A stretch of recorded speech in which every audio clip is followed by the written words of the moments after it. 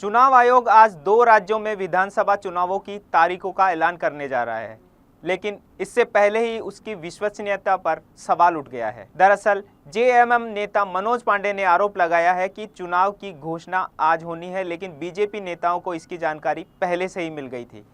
यह बहुत गंभीर मामला है। उन्होंने चुनाव आयोग पर सवाल उठाया कि क्या बीजेपी नेताओं के इशारे पर आयोग काम करता है। देखिए, तैयार तो हम हमेशा इलेक्शन मोड में ही रहते हैं, क्योंकि हम जनहित के काम करते हैं। हमारा जो कमिटमेंट होता है वो धरातल पर उतरता है। जन सेवा के माध्यम से राजनीति का एक उत्कृष्ट उदाहरण आपको मिलेगा झारखंड में हेमंत सोरेन जी की सरकार में। तो उसके माध्यम से हम हमेशा इलेक्शन के लिए तैयार हैं। लेकिन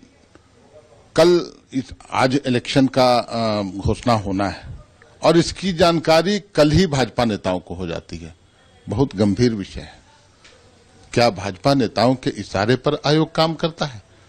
हेमंता विश्व शर्मा जी का एक बाइट है कल, उन्होंने बोलते बोलते ये बोल दिया कि कल तो चुनाव की घोषणा हो जाएगी।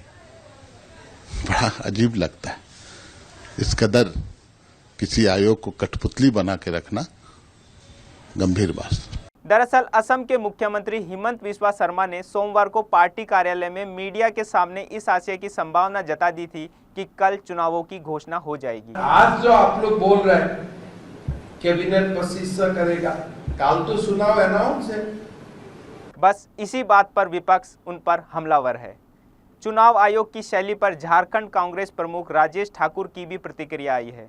उन्होंने कहा है कि आप झारखंड का चुनाव महाराष्ट्र के साथ करवाना चाहते हैं, लेकिन जब हरियाणा में 3 नवंबर को और महाराष्ट्र में 26 नवंबर को सरकार का कार्यकाल पूरा हो रहा था, तो आपने उन दोनों का चुनाव एक साथ क्यों नहीं करवाया? जब हमारी बात अनसुनी की जाती है तो हमें लगता है कि आप राजनीति से प्रेरित होकर या किसी दल विशेष से प्रेरित होकर ऐसी घोषणाएं कर रहे हैं। हम ये कहना चाहते हैं कि जब चुनाव आयोग कोई फैसला लेता है तो वो क्यों कटघरे में खड़ा होता है? जब हमने बार बार कहा कि ड्यू डेट हमारा 6 जनवरी है, तो उससे पहले आप कराइए। आप महाराष्ट्र के साथ चुनाव कराना चाहते हैं, ठीक है, तो आपने हरियाणा का जब 3 नवंबर को था और महाराष्ट्र का 26 नवंबर को ड्यू डेट था, तो आपने इन दोनों का साथ क्यों नहीं कराया? कुल मिलाकर संस्थाओं को सरकार की कठपुतली बनाने का आरोप बेहद संगीन है। लोकतांत्रिक व्यवस्था में स्वतंत्र संस्थाओं को स्वतंत्र ही काम करने दिया जाए, तभी वास्तविकता में स्वतंत्र स्वस्थ लोकतंत्र जीवित रहेगा। आप बने रहिए हमारे साथ। डीसी न्यूज़ इंडिया पर खबरों का सिलसिला लगातार जारी है।